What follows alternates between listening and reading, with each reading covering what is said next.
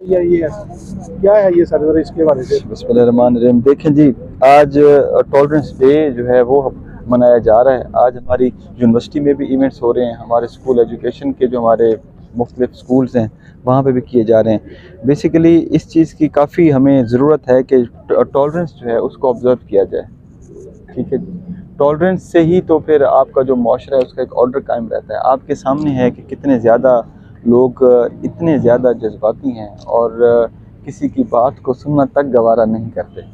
تو بچوں سے لے کے بزرگوں تک سب جوان، سب آپ اپنے ٹریفک کے معاملات دیکھ لیں، آپ بازار میں جاتے ہیں ہارن پہ ہارن ہوتا ہے، اور جب وہ وہاں سے فری ہوتے ہیں اور پھر بندہ دیکھتا ہے تو موبائل پہ بیٹھ کے پھر ٹک ٹاک دیکھ رہے ہوتے ہیں۔ تو مقصد یہ ہوتا ہے کہ لوگوں کو بتایا جائے کہ رواداری، برداشت جو ہے اس کی معاشرے میں کتنی ضرورت ہے، اور رواداری اور برداشت جو ہوتی ہے نا، ٹالرنس جو ہے، اس کے لیے یہ ہے کہ ہمیں جو فروغ دینا چاہیے، جس میں مجھے آپ لوگوں کی ہیلپ بھی چاہیے ہوگی، وہ یہ ہے کہ ہم مکالمے کو فروغ دیں۔ جب مکالمہ کرنا انسان سیکھتا ہے، جب کسی سے بات کرنا سیکھتا ہے، تو پھر ٹالرنس کی جو ہے وہ شروعات کہیں سے ہوتی ہے۔ سر اس کے محرکات کو بندہ آپ کی بات بالکل ٹھیک ہے، لیکن بات یہ ہے کہ یقیناً کہ مہنگائی ہے یا باقی کافی سارے اس کے محرکات ہوتے ہیں، لیکن وہ بھی ہم نے ایک اپنا گراف نکالا ہے سارا۔ ہمارے پرائس کنٹرول میجسٹریٹس بھی ہیں،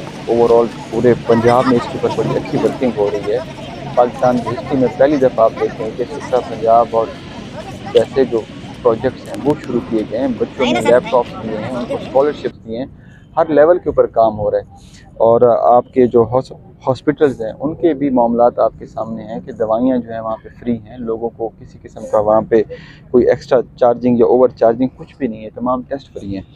گزارش یہ ہے کہ اگر میں پریشان ہوں، ایک میں آپ کو اپنا کیس بتا دیتا ہوں، اگر میں پریشان ہوں تو اس کا مطلب یہ تو نہیں ہے کہ میں کسی کو جا کے تھپڑ مار دوں، ٹھیک ہے کہ ایک معاشرے کی ذمہ داریاں ہوتی ہیں، وہ ہم نے نبھانی ہوتی ہیں ہر کسی کو۔ اگر کسی کے ساتھ کوئی زیادتی ہوئی ہے تو اس کا مطلب یہ بالکل نہیں ہے کہ وہ ویپن اٹھائے اور اگلے کو شوٹ کر دے۔